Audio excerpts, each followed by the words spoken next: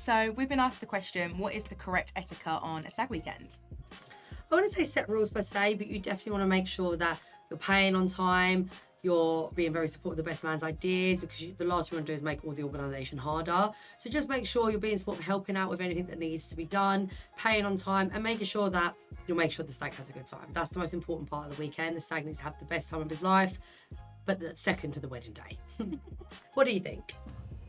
Just have a good time. That is the kind of bottom line. Just have a good time. Whatever you do, make sure there's an organised weekend. Have a laugh with the guys. Have a good time.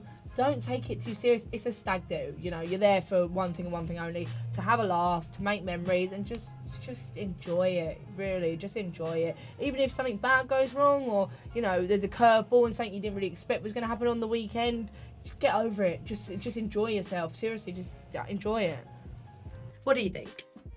Yeah, I totally agree. I mean, at the end of the day, the weekend is for the stag. Your number one rule is to make sure that he's having a good time the entire weekend. At the early stages, don't be the person in the group that is coming back with a million questions. If you know that it's going to be a good weekend, the best man has been asked to be best man for a reason, just roll with it. It's always going to be a good time. You don't want to delay people. You don't want the cost and availability to change because you've been dragging your feet. Just say yes. It's always going to be a good weekend. Have fun. Mm-hmm. Don't be stupid. Yeah. But make sure that the stag's having a good time. Yeah. Okay, it's his weekend. But always have a drink. Throw yourself into the deep end. I mean, I've been on stag do's before when there's been activities that I don't necessarily want to do, maybe because I'm a bit nervous, but when you do it, you're going to have a good time. Yeah.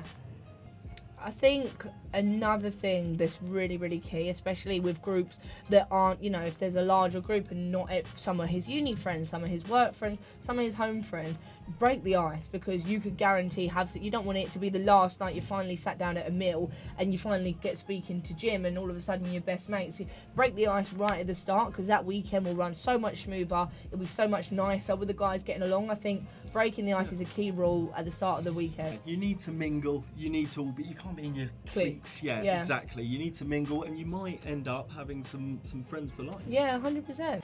I mean, obviously it's always different to every group. I think as long as you're not being offensive and everybody feels comfortable across the weekend, then other than that, there aren't really any set rules.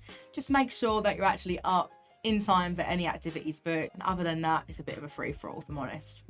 I think if you go too big, make sure you do go home. Yeah. I think that makes sense. Yeah, you don't want to be the idiot of the night. Ruin it on the first day and mess up the second day. Yeah. No, but honestly, just turn up, have a good time, be respectful, don't start any trouble, and that is all that you need to do to have the perfect stag weekend with your friends. I think some of the other rules of a stag do is never be the last one at a bar. Make sure you're there, make sure you're present, make sure you're enjoying yourself, and also don't oversleep. As much as, you know, if you're hungover the night before, you don't want to wake up at 2 o'clock in the afternoon. You've paid for this stag do. You're there for a good time. Make sure you're up, make sure you're present, and I guarantee you'll enjoy it. Even if you've got an activity booked at 12 that you don't fancy. Think about all the trips that we've been on, and we've got karting at 12, and we're like, oh, we really have to drag ourselves out of bed. By the time we get there, we've had the funnest time. We're all racing each other around the track. Who's top of the leaderboard? I think it is just about being present. That is one of the rules.